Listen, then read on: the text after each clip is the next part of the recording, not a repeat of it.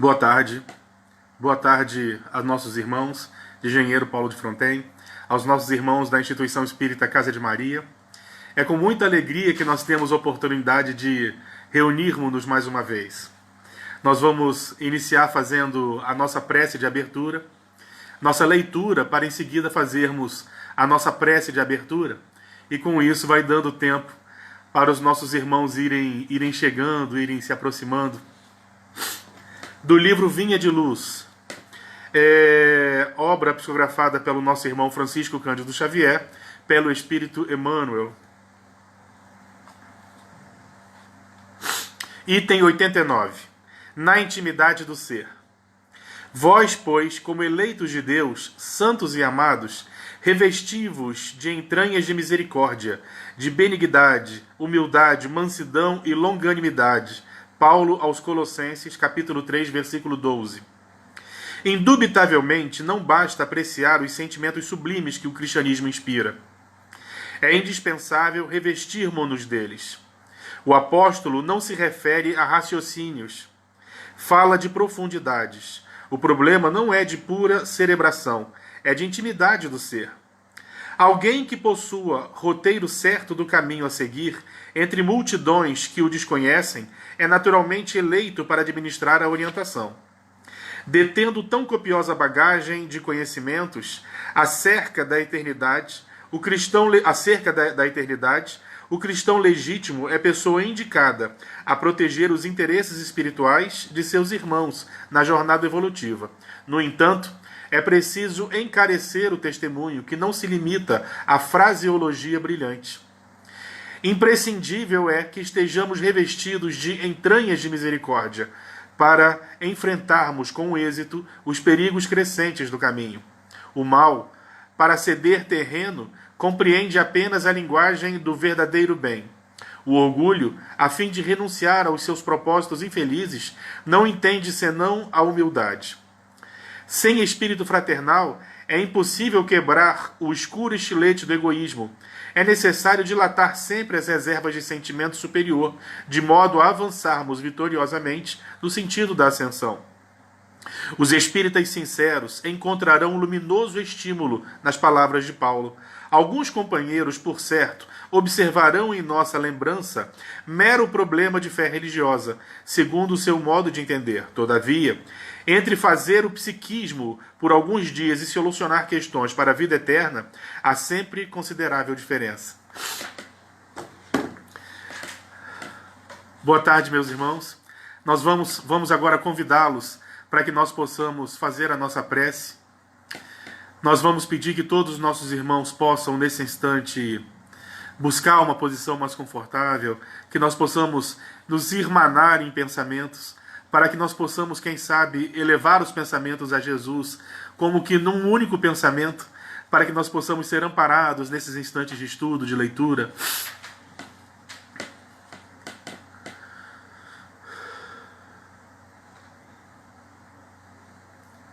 Senhor Deus, Pai, Pai de infinito amor e de infinita misericórdia, Jesus, divino guia de toda a humanidade, amado Rabi da Galileia, Tu que és o anjo de todos nós, Senhor, ampara-nos nesses instantes.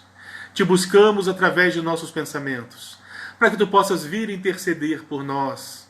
Interfere em nossas vidas, Senhor, iluminando nossos pensamentos, fortalecendo-nos para que nós tenhamos condições de vencer os obstáculos na nossa jornada, aqueles obstáculos que se originam em nossos corações, que nós possamos então vencermos-nos, Senhor.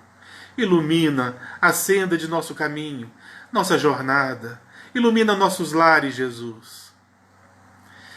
Nós queremos também nesse instante te agradecer. Te agradecemos por mais essa semana que se passou. Te agradecemos pela oportunidade de nos reunirmos no entorno do Teu Evangelho. Te agradecemos o pão de cada dia, que não nos faltou. Te agradecemos pelos agasalhos, pela roupagem do corpo físico, pelo teto que nos abrigou. Te agradecemos por nossas famílias, Senhor. E pedimos primeiramente em nome de Deus, nosso Pai, em Teu nome, Jesus, e de todos os nossos amigos espirituais, que nós possamos iniciar o estudo da nossa tarde, na certeza, Senhor, de que Tu estás conosco. Obrigado por tudo.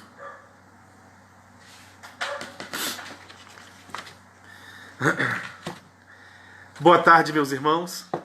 Nós vamos hoje começar o nosso estudo de forma diferente. Confesso que estou muito ansioso pela grande oportunidade do nosso reencontro no sentido físico, para que nós possamos nos abraçar, para que nós possamos apertarmos as mãos, para que nós possamos nos olhar novamente nos olhos, como fazíamos há bem pouco tempo atrás. Nós não tínhamos noção. Se nós tivéssemos uma pequena noção de que tudo isso estava para acontecer, talvez nós valorizássemos mais aqueles instantes. Na certeza de que tudo isso vai passar em breve, nós estamos tendo uma grande oportunidade de aprendizado. A nós valorizarmos, inclusive, essas pequenas coisas do dia a dia. A oportunidade de abraçarmos, a oportunidade de vermos-nos, a oportunidade de cumprimentarmos-nos. E temos certeza que em breve nós teremos condições de fazermos isso tudo. Agradeço a oportunidade dos irmãos da Instituição Espírita Casa de Maria, a oportunidade do estudo. E hoje nós vamos começar o estudo de uma forma diferente do que nós sempre fizemos ao longo de todos esses anos. Nós vamos buscar na mitologia grega os recursos para que a gente possa iniciar o nosso estudo, pedindo naturalmente as bênçãos de Jesus, que é governador espiritual do nosso planeta e de nossos amigos espirituais, que possam então nos inspirar, possam nos amparar nesses instantes. Nós vamos encontrar, dado principalmente aos historiadores, aos importantes cronistas que registraram boa parte da história grega para a posteridade, nós sabemos que Zeus, em determinado momento, ao vencer dos seus irmãos na luta pelo domínio da terra, ele elege 2 sobrinhos, Epimeteu e Prometeu. Esses 2 sobrinhos, então, ele pede que eles façam os animais. Era necessário, então, povoar a terra. Prometeu recebe a função de vigiar seu irmão Epimeteu. Epimeteu recebe a tarefa mais difícil, que do barro ele teria a função de fazer os animais, os seres vivos, inclusive o homem. E ele começa, então, através do barro, a construir os animais como eles deveriam ser. Relatam-nos os historiadores que conforme ele ia fazendo os animais, ele ia aplicando características a esses animais. Por exemplo, ao leão ele daria a bravura, aos animais a coragem, aos outros animais ele ia distribuindo então as diversas características necessárias para o sucesso, para a aventura, para a vivência. E num determinado momento, então, ele fez o homem. Seu irmão Prometeu tinha a função simplesmente de fiscalizá-lo. Ele tinha uma função de supervisor. Ele supervisionava o trabalho de Epimeteu. Depois que eles fazem todos os animais, inclusive o homem, e distribuem as características de cada um deles, eles observam que o homem não tinha condições de vencer os outros animais. Os outros animais possuíam força, possuíam garras, possuíam ferocidade, velocidade. E no momento que eles iam distribuindo as qualidades para esses animais, percebiam que o homem ficava em desvantagem. Através do sopro de Atenas, então, todos os seres vivos foram feitos. Entretanto, os homens permaneceram frágeis. Diz que Prometeu havia se afeiçoado muito aos homens. Ele tinha um carinho muito especial pelos homens. Então ele resolveu dar para os homens uma vantagem que os outros animais não possuiriam. Ele resolveu então roubar o fogo dos deuses.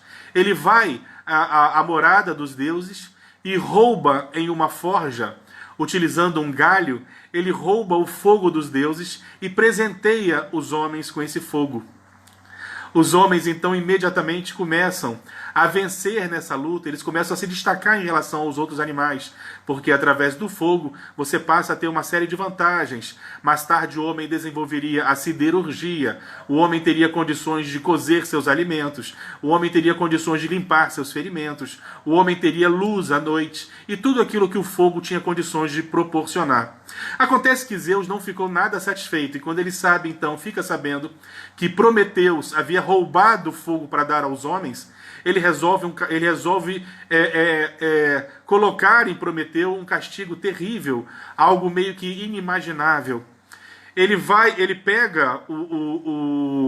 pega seu sobrinho Prometeu e o prende num monte chamado Monte Cáucaso, onde ele ficaria atado por duas correntes, sem ter condições de fugir dali, e todos os dias uma ave de rapina vinha comer seus órgãos, começando pelos seus olhos. E era uma dor terrível, e sendo ele um imortal, quando essa ave comia seu fígado, ela ia embora.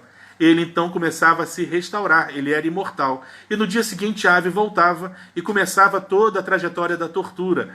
Nós não conseguimos imaginar o tamanho da dor dia após dia, o que nos convida a fazermos uma reflexão sobre essa necessidade que muitos de nós temos da imortalidade física. Na verdade, nós temos que agradecer o quanto que o corpo biológico é perecível. Imagina se nós tivéssemos condições de uma vida eterna, por exemplo. Nós sabemos que determinados males que afligem são muito dolorosos. Nós sabemos o quanto que o corpo é perecível. Se nós tivéssemos uma vida biológica eterna, seríamos verdadeiramente monstruosidades. Mas não é esse o assunto. Nós então sabemos que Prometeu lhe rouba o fogo e presenteia os homens. Zeus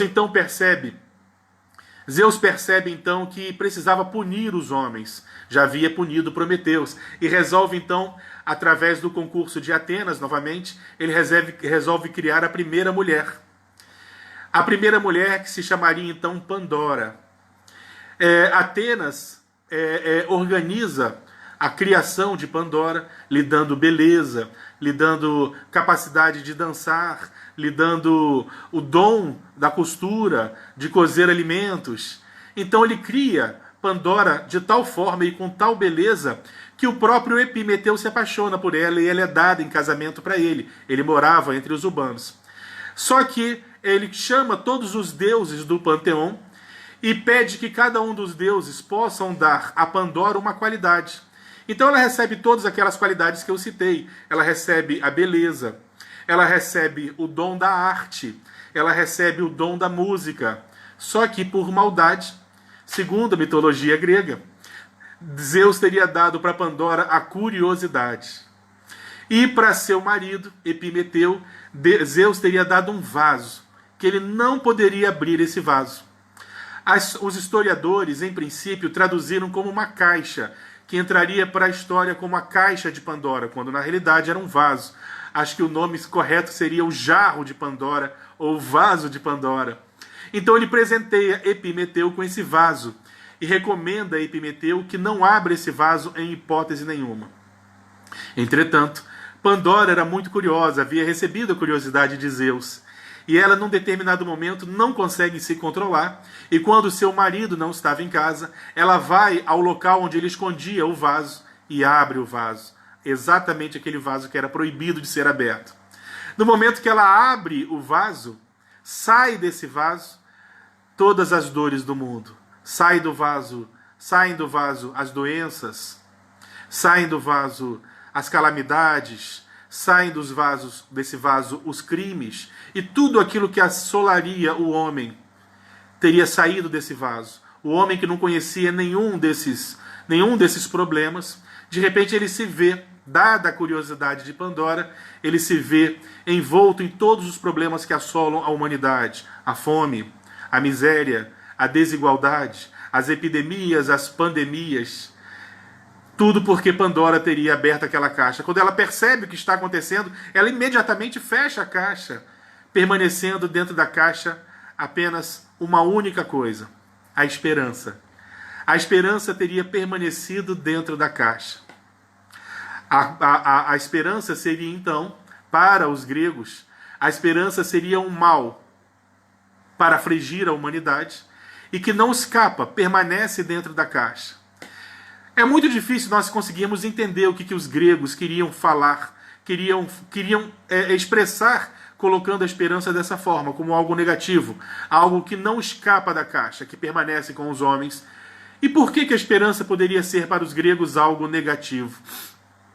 Nós vamos em Friedrich Nietzsche. Friedrich Nietzsche diz que a esperança é realmente um problema muito sério, porque o indivíduo, quando ele se vê esperançoso, ele acaba sendo obediente. Ele permite, por exemplo, as desigualdades sociais, porque ele tem sempre a esperança de mudar de vida. Nós vamos ter Francis Bacon dizendo, por exemplo, que a esperança é um excelente café da manhã, mas é um terrível jantar. A esperança é um excelente café da manhã, porque ela dá forças para o indivíduo crer que as coisas vão mudar. Entretanto, quando anoitece, é um péssimo jantar, porque ele percebe que as coisas não mudaram. Então nós temos na esperança realmente algo muito negativo ou algo muito ruim, algo que merecia estar na caixa de Pandora. Porque a esperança, quando nós a utilizamos do verbo esperar, faz com que nós não nos movamos. Nós sempre temos a esperança de que algo vai melhorar, de que algo vai mudar, de algo muito melhor nos aguarda lá na frente. E a nossa tarefa é simplesmente a tarefa de quem espera, de esperar. Entretanto, existe um filósofo na atualidade em que ele, num programa de televisão, ele diz que nós utilizamos o verbo errado. Nós utilizamos a esperança no verbo esperar, quando na realidade deveria ser o verbo esperançar. Porque esperança no verbo esperar é verdadeiramente esperar que as coisas melhorem. Agora, quando nós utilizamos esperançar, não. É nós sermos ativos e não simplesmente passivos, aguardando que as coisas melhorem. Nós somos agentes das mudanças em nossas vidas. Então, o Cortella, ele nos apresenta essa nova interpretação do que seria a esperança. Não a esperança baseada no verbo esperar simplesmente, mas aquela baseada no verbo esperançar. Esperançar no sentido de ação. Nós precisamos, para que as coisas melhorem, é necessário que nós nos movamos, que nós nos movimentemos, não é isso? Então o Cortella nos apresenta uma esperança completamente diferente. Nós temos a certeza de que as coisas vão melhorar. Nós temos certeza disso, mas temos que fazer a nossa parte para que elas melhorem. Nós não podemos simplesmente ficar aguardando, esperando as coisas caírem do céu. Nós sabemos que é Jesus. Nós sabemos que é Jesus quem está ao leme de nossa embarcação. Nós sabemos que é Jesus quem está à popa da nossa embarcação, exatamente como nós encontramos nos evangelhos de Marcos e nós encontramos no evangelho de Mateus. Nós encontramos um determinado momento em que Jesus, após ter alimentado a multidão, após ter falado a uma multidão de centenas de pessoas, nós sabemos que ele entra numa barca, ele pede aos seus discípulos que o levem porque ele necessitava orar, ele necessitava meditar. Reparem que Jesus distribuía os pães espirituais, mas ele mesmo tinha necessidade de refazimento. Então ele entra numa barca e pede aos seus discípulos que atravessem o lago. As pessoas gritavam da margem por Jesus, as pessoas gritavam Oxianá Jesus, que quer dizer salva-nos no aramaico. As pessoas gritavam por Jesus, as pessoas realmente encontravam esperanças em Jesus. Jesus pedia então para se afastar, não queria receber os aplausos naquele momento. E no momento que ele começa a se afastar da praia, segundo os evangelistas, algumas pessoas inclusive tentam segui-lo. Algumas pessoas tentam segui-lo com outras embarcações. Até que de repente, quando ele está no meio do lago, os evangelistas registram que de uma hora para outra o tempo fechou. Começou uma tempestade muito forte, muito violenta, como nós sabemos que ocorre periodicamente naquela região, é um fenômeno climático, embora não seja tão comum. De repente, a tempestade faz com que o mar se agite. Ondas gigantescas, chuva forte. Os evangelistas vão chegar a dizer que começa a entrar água na embarcação. Eles começam a se preocupar. Eles começam a se preocupar com a vida deles e quando eles olham para Jesus, Jesus estaria à popa da embarcação, ou seja, na parte de trás dessa barca, apoiado numa almofada, completamente despreocupado, descansava Jesus. E as pessoas desesperadas vão chamar por ele, mestre, nossas vidas estão em perigo. O que Jesus teria se levantado e teria lhes perguntado, por que vocês estão com muito medo? Vocês ainda não têm fé? Por que vocês temem? Vocês não têm fé? Jesus teria se colocado de pé e teria então mandado parar a chuva e as ondas. Os seus discípulos ficaram impressionados e perguntaram-se: quem é esse? Que homem é esse que até a chuva e o mar obedecem? Era Jesus. Jesus, governador espiritual do nosso planeta, que nos garante pela vivência, pela experiência que temos, que nos garante que nós não corremos risco algum. Confiemos, as coisas irão mudar. Nesse grande momento em que a humanidade atravessa, em especial nós brasileiros, Nós temos aí uma grande oportunidade para que nós possamos aproveitar esse tempo, servindo naturalmente. Mas, Guilherme, de que forma nós podemos servir? Nós estamos vivendo momentos muito perigosos, e é verdade, estamos sim. Nós, espíritas, seguimos a ciência. Ao seguir a ciência nos fala dos riscos que nós corremos e dos riscos que nós podemos levar para outras pessoas se nós formos indisciplinados ou se nós formos irresponsáveis. Não temos dúvida disso. Isso realmente está acontecendo. Mas é um momento em que as pessoas estão desesperadas. As pessoas estão desesperadas por diversos motivos. Primeiro, pela realidade do que está acontecendo com o mundo. Segundo, porque existem diversos fatores culturais alimentados recentemente que têm feito com que as pessoas se desesperem, fazendo com que aumente a ansiedade das pessoas, que são as chamadas notícias falsas, as chamadas fake news. E as pessoas vão comprando determinadas ideias horríveis, ideias terríveis, ideias que vão de encontro com a ciência, como se todos os cientistas e todos os pesquisadores fossem conspiradores desejando mal para o mundo, para um governo, para a nação, para nós brasileiros, escondendo verdades. E as pessoas gostam de alimentar essas ideias infantis. Isso vai fazendo com que as pessoas realmente duvidem da palavra dos cientistas, porque algumas mensagens são extremamente convincentes. Então as pessoas aumentam a ansiedade. E ao compartilharem essas mensagens, elas acabam se transformando em coautoras desse mal, sem perceber, o que proporciona isso para outras pessoas. Nós temos que ter muita responsabilidade com as informações. Mas, Guilherme, nós não podemos confiar na imprensa. A imprensa toda, ela é desonesta, ela quer favorecer esse ou aquele outro ponto de vista, esse ou aquele outro governo. Nós não podemos confiar na imprensa. Entretanto, nós não podemos esquecer o seguinte: quando uma imprensa erra, ela sofre processos, ela se retrata naturalmente. Agora, quando um anônimo da internet erra, como é que nós podemos puni-los? Como é que eles são cobrados? Por mais que nós saibamos que existe um jornalismo tendencioso, que às vezes desinforma ao invés de informar, ainda assim nós temos meios de corrigir isso. Nós temos meio de punir essas pessoas, entretanto. E as mensagens que nós recebemos de anônimos no WhatsApp? As mensagens dos chamados youtubers ou influenciadores digitais? Como é que essas pessoas podem ser punidas? Contas que normalmente não estão nem no Brasil. Então nós temos que fazer uma seleção daquilo que chega em informação para todos nós. Observem as estatísticas. 70% das pessoas que sofrem dos transtornos da afetividade, entre eles a depressão, por exemplo, 70% dessas pessoas que sofrem de depressão acentuaram os seus sintomas nesse momento, que é um momento que por si só já aumenta muito a nossa ansiedade. Nós temos novos casos de pessoas buscando recursos, auxílio psiquiátrico, psicoterapêutico, nesse momento, porque aumenta muito a ansiedade da incerteza, e tudo isso só piora quando as informações são dessa forma, quando as pessoas divulgam informações equivocadas em nome de uma pseudo-verdade, as chamadas fake news, estão aí para aumentar a ansiedade das pessoas, e junto da ansiedade vem diversos transtornos. O transtorno bipolar, nós temos o transtorno do pânico e diversos outros transtornos relacionados à ansiedade.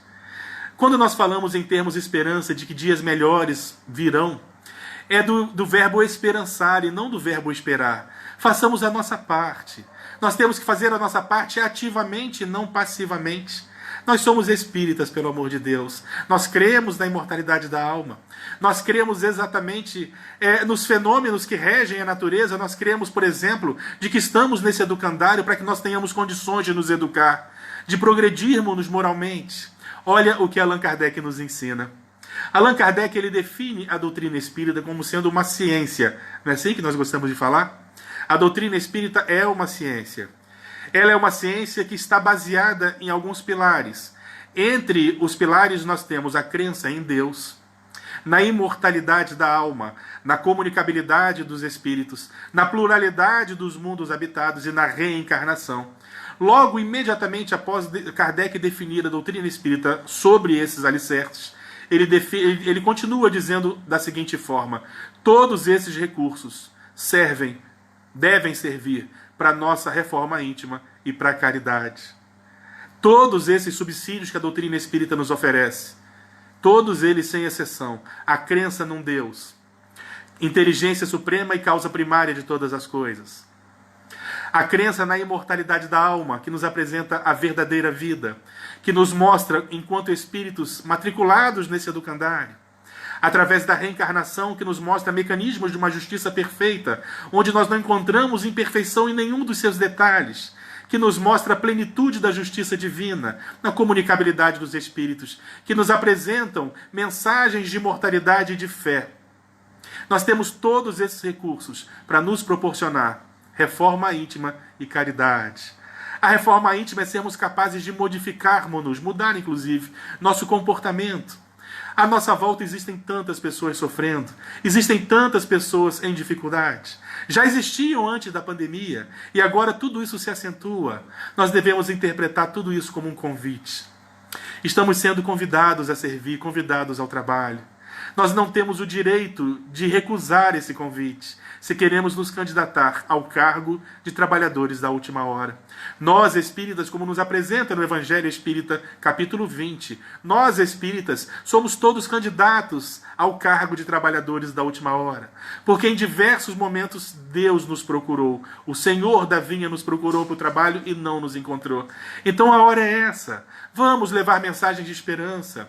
Mensagens de esperança, vamos, é ação. Vamos levar mensagens positivas, mensagens de esperanças às pessoas desequilibradas de toda a ordem. Vamos primeiro nos equilibrar, porque é necessário estarmos em equilíbrio para tentarmos levar um pouco de equilíbrio e conforto para outras pessoas.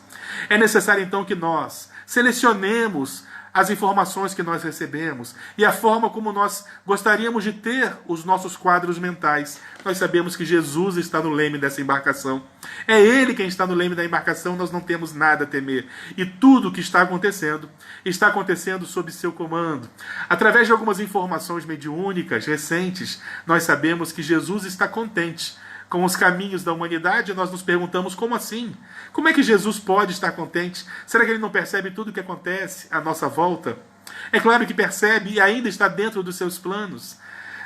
Ele conta conosco para que nós possamos informar as pessoas, para que tenham bom ânimo. Ele venceu a vida. Tem de bom ânimo, eu venci a vida, nos ensinava Jesus. Naturalmente que ele não estava se referindo ao Calvário.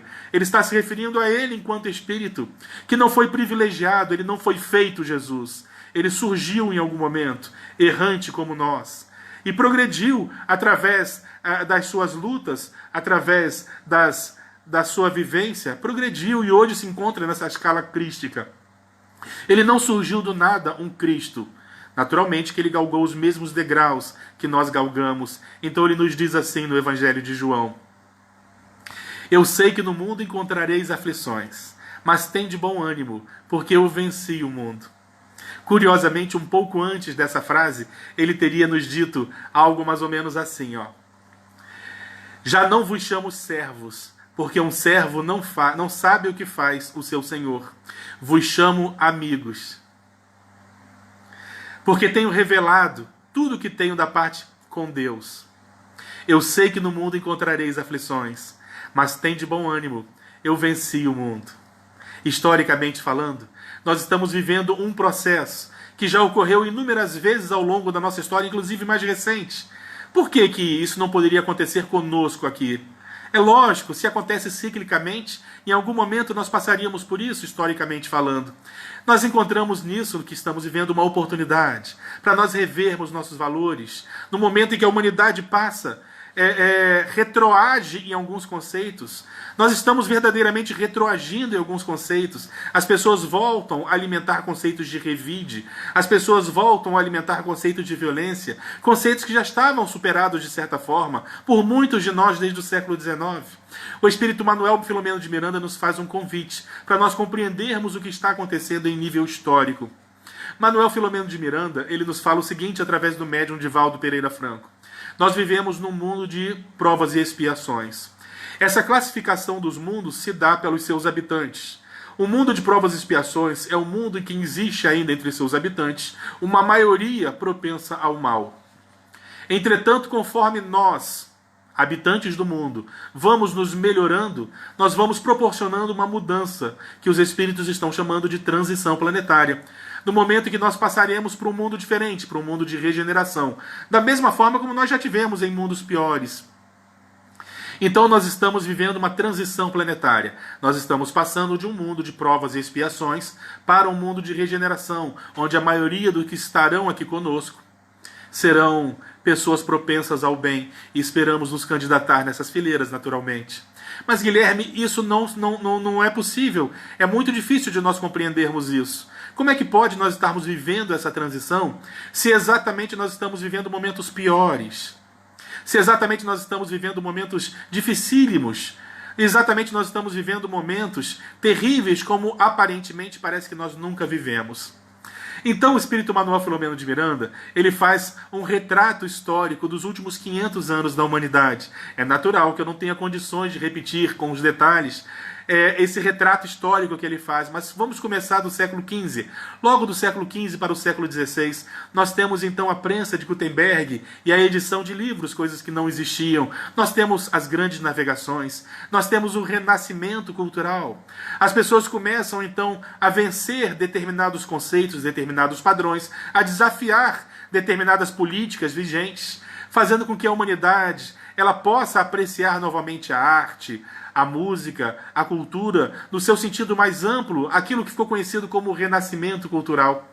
Logo em seguida, através das grandes navegações, nós começamos a compartilhar diversas culturas, nós começamos a mudar nossos modelos econômicos.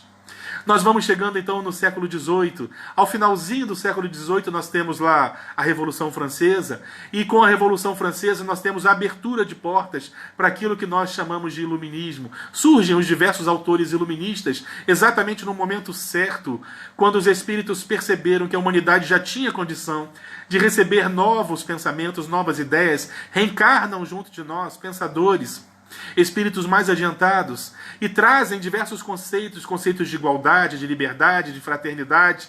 As pessoas começam a questionar determinados dogmas religiosos, as pessoas começam a falar, as pessoas começam a falar em liberdade, as pessoas começam a criar modelos econômicos, as pessoas investigam o microcosmo, o macrocosmo, as pessoas começam a escrever, a publicar seus pensamentos.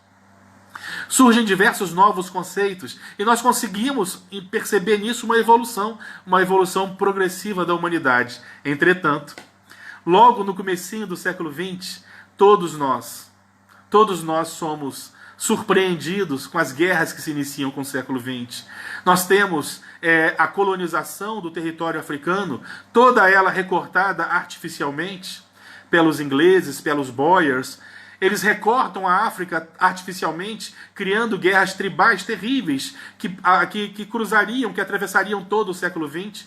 Nós temos toda a América Latina varrida por ditaduras sanguinárias, terríveis. Nós vamos ter, ainda no século XX, essas guerras incessantes. Nós vamos ter guerra no Oriente, os japoneses em conflitos com os coreanos, com os chineses. Nós vamos ter diversos conflitos envolvendo o próprio Vietnã, conflitos na Coreia, nós vamos ter a tensão dos mísseis em Cuba, e tudo isso acontecendo praticamente que um fenômeno atrás do outro, e nós nos perguntamos, caramba, que transição planetária é essa? Mas os espíritos não nos disseram que nós estaríamos vivendo exatamente o momento da transição planetária. Isso não encaixa, isso não cabe. Nós começamos a perceber pessoas que se destacaram pela sua luta pelos direitos humanos sendo perseguidas, pessoas que se destacaram por lutarem contra a desigualdade sendo perseguidas. Que transição planetária é essa? Que parece que o mundo andou para trás, que parece que o mundo retroagiu, em que as pessoas voltam a alimentar determinados conceitos batidos ao mesmo tempo que, ao final do século XX, nós começamos a debater conceitos que não foram debatidos ao longo do século XX. Nós começamos a debater igualdade racial, por exemplo. Nós começamos a questionar o acúmulo do capital. Nós começamos a falar sobre os direitos do trabalhador de repente. Tudo isso começa a se esvair entre os nossos dedos. As pessoas começam a chamar de vitimização a luta por igualdade racial. As pessoas começam a chamar de vitimização a luta pela mulher. E nós não conseguimos compreender isso. Meu Deus, parece que de repente nós passamos a andar para trás. Nós estávamos indo numa algo ascendente e de repente nós começamos a caminhar para trás. Como pode? Será que os espíritos estavam errados? Será que Allan Kardec errou quando ele falou da transição planetária? Será que André Luiz teria errado? Será que Emmanuel teria errado? Será que Manuel Filomeno de Miranda teria errado? Então o Espírito Manuel Filomeno de Miranda nos explica os fenômenos que estão acontecendo conosco. O Espírito Manuel Filomeno de Miranda fala que é exatamente isso a transição planetária. É exatamente o que nós estamos vivendo. O Espírito Manuel Filomeno de Miranda nos fala que existiam ao longo da história mais recente, diversos espíritos que se notabilizaram pela maldade, pelo rancor, e permaneceram nas regiões mais profundas dos vales de lágrimas, de rancor, de perseguições, de ódio. Acontece que quando chegou nesse momento, todos eles foram trazidos à reencarnação, porque a lei é de amor. E novas oportunidades têm que ser dadas a todo mundo, sem exceção. Todos merecemos novas oportunidades, somos gratos por isso. Então nos fala o Espírito Manuel Filomeno de Miranda, que no início do século XX, então, diversos espíritos, em nome de Jesus, eles teriam ido a essas regiões mais escuras da maldade humana, das nossas sombras, das nossas criações mentais mais materializadas. E esses espíritos foram trazidos à reencarnação ao longo do século XX e século XXI, para que possam ter novas oportunidades. Porque nós vemos verdadeiramente barbaridades. Eu lembro, por exemplo, de uma entrevista que eu vi na televisão, acho que ao final dos anos 90, talvez no começo do novo milênio, quando num presídio do Rio de Janeiro, num determinado andar desse presídio ficava uma facção criminosa e no andar de baixo ficava uma outra facção criminosa. E essas duas facções criminosas viviam em guerra. Então entrou em cena uma terceira facção criminosa. Essa terceira facção criminosa era dos carcereiros, que receberam então a ordem de permitir que os detentos desse andar descessem para que pudessem se vingar dos seus inimigos no andar de baixo. E eles se mataram. Ao final, os vencedores jogaram futebol usando a cabeça dos seus adversários. Sabe quem fazia isso? Eram os bárbaros. Os bárbaros tinham por hábito depois expor a cabeça dos seus vencidos, como se aquilo pudesse humilhá-los além do túmulo. Esses personagens reencarnaram.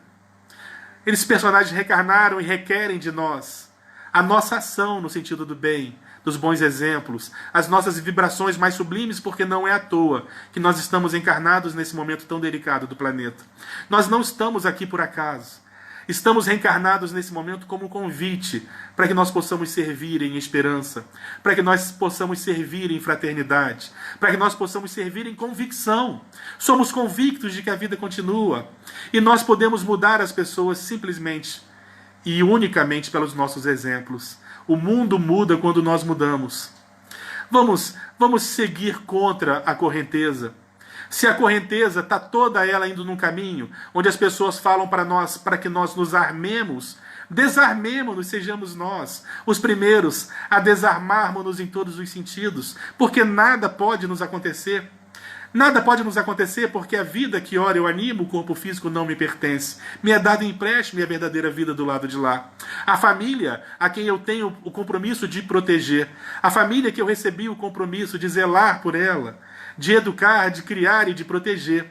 Só acontece conosco aquilo do qual nós merecemos, não é assim? Acontece conosco aquilo de acordo com as vicissitudes da vida. Então, perseveremos na fé e nos bons exemplos. Vamos lutar pela bandeira da paz. As pessoas falam em armamento, vamos nos desarmar em todos os sentidos, inclusive nas mensagens que passam pelos nossos celulares. Vamos mudar, porque o mundo muda quando nós mudamos, estamos todos nós, sem exceção, sendo convidados para o trabalho nesse instante, a militarmos no bem, a militarmos na esperança, a militarmos na fraternidade. Quando abrimos os dicionários, alguns dicionários trazem a esperança como se fosse sinônimo de fé. Acontece que não é. A fé é algo mais ou menos assim. O conceito de fé é uma hipótese que você tem e que você acredita nela de tal forma que você a defende, como se fosse algo unicamente verdadeiro. A esperança não. A esperança tem uma definição em que nós admitimos que possa acontecer o contrário. Ou seja, a esperança também é um convite à nossa resignação. Nós podemos admitir que determinadas coisas ruins possam acontecer, Porque a esperança é de nós esperarmos que seja de determinada forma, mas se não for, que seja feita a vontade de Deus. Porque nós estamos submetidos a essas leis. E se nós acreditamos verdadeiramente nessas leis divinas, como um maquinário perfeito, que acontece conosco aquilo do qual nós necessitamos, não temos o que temer. Então vamos modificar a nossa esperança, não mais aquela esperança do verbo esperar que as coisas melhorem. Vamos modificar para o verbo esperançar, onde nós somos autores dessa mudança, onde nós somos ação. Vamos atuar. Vamos atuar. Existem muitas pessoas comprometidas em mudar a história, em te convencer do contrário. Gente, filtremos, confiemos em Jesus, confiemos no bem. Vamos confiar. Vamos evitar receber essas mensagens, mas se nós não temos condições de evitar isso, vamos ao menos não passar para frente. Porque a gente colabora com o mundo. Vamos às mensagens mais pessimistas. Vamos evitar de passar para frente. Porque as pessoas não mudam de opinião dessa forma. Se nós queremos fazer um mundo melhor, nós devemos começar com o nosso mundo íntimo. Com as nossas vibrações e com os nossos exemplos. Porque quando nós vibramos, os espíritos vão nos dizer, desde Allan Kardec, que o nosso pensamento tem verdadeiramente força construtora. Se nós queremos um mundo melhor, não vamos nos envolver com os pensamentos pessimistas. Vamos nos envolver em otimismo. Isso não quer dizer não lutar. Isso não quer dizer não militar politicamente, mas fazermos isso de forma positiva. Vamos fazer de forma positiva. Nós mudamos. Quando nós mudamos, nós colaboramos para que aqueles mais próximos possam ver nossos exemplos. E quando nós menos esperarmos, um grande número de pessoas já segue conosco. E daqui a mais um pouco, como numa progressão aritmética, numa progressão geométrica, mais pessoas e mais pessoas vão indo. Então nós vamos mudando, só não desanimemos e muito menos não vamos como a Maria vai com as outras. Quando a maré segue naquele lado, nós vamos para aquele lado também. Não, não é assim não. Personalidade em Kardec e na doutrina espírita. Confiemos nos espíritos, pelo amor de Deus. Qualquer atitude mais pessimista nesse momento, quando nós vamos seguir a maré, quando nós vamos querer apontar culpados, como as pessoas gostam de fazer, nós temos que entender que a culpa de tudo isso que está acontecendo é nossa também. Porque nós ainda vibramos e os nossos representantes estão diretamente de acordo com aquilo que nós somos. Já nos diz o nome, são nossos representantes. Eles representam o que a maioria da população é, então respeitemos isso. Respeitemos naturalmente, vibremos positivamente, para que os nossos administradores públicos possam fazer um bom trabalho. Por mais que não tenha sido particularmente aquele em quem eu tive a intenção de eleger, vibremos positivamente, vibremos. Por mais que nós não conseguimos compreender determinados caminhos, é Jesus quem está no leme da embarcação planetária. É Ismael quem está no leme dessa embarcação brasileira. Confiemos nos amigos espirituais. Vamos trazer paz para o nosso lar. Vamos trazer o Evangelho para os nossos lares, para os nossos filhos. Vamos filtrar essas informações e vamos militar no bem, na lei do amor e na lei da caridade. Relembrando Kardec, a ciência espírita, ela se baseia na crença em Deus, na imortalidade da alma, na pluralidade dos mundos habitados, na comunicabilidade dos espíritos e na reencarnação. Entretanto, tudo isso tem como único objetivo a reforma íntima e a caridade. Se nós não soubermos utilizar esses recursos para a nossa reforma íntima, ou não utilizarmos esses recursos para a caridade, não é a doutrina espírita. Vamos aprender então. Vamos aplicar em nossas vidas, em nossos corações, no nosso dia a dia, aquilo que aprendemos. Vamos confiar nos amigos espirituais, em Ismael e em Jesus, naturalmente. O mundo tem aflições, mas tem de bom ânimo. Eu venci o mundo. E nós vamos vencer invariavelmente. Por mais que sejamos assaltados pela dor, pela dificuldade, por outras situações como essa, nós sabemos da crise que estamos vivendo, nós sabemos do recorde de desemprego e digo mais. Isso já estava acontecendo antes da pandemia, só se acentuou muito. Nós estamos vivendo tudo isso, mas não é atirando pedras que nós vamos mudar isso. Não é dizendo coisas do tipo, eu avisei, que vão fazer as pessoas, que vão mudar. Vamos erguer nossas mangas para que nós possamos atuar no bem. Vamos colaborar com o país, com os nossos administradores públicos também, por que não? Vamos vibrar positivamente, vamos lembrar deles nas nossas orações. E nós somos agentes da melhoria do mundo. Meus irmãos, que a paz de Jesus permaneça entre nós. E eu vou convidá-los a todos para que nós possamos meditar sobre a esperança, irmã da fé e da caridade. E vou convidar a todos que nós possamos orar para agradecer esses instantes que passamos juntos.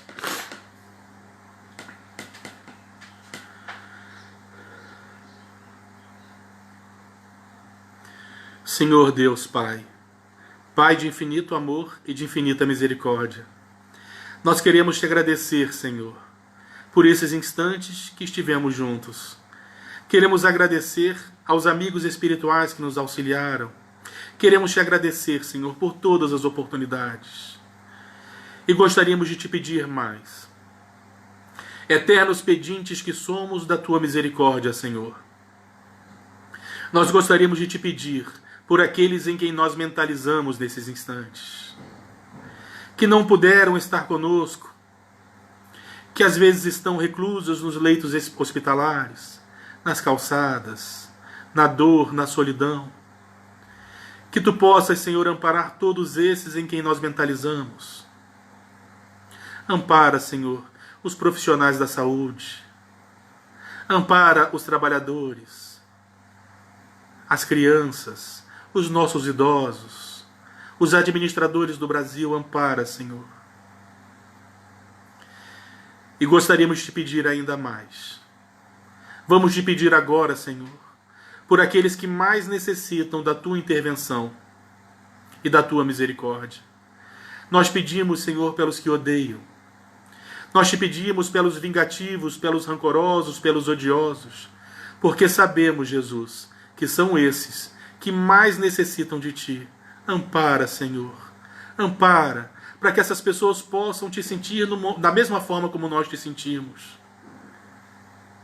Obrigado por tudo, Jesus. E seja feita a tua vontade, hoje e sempre.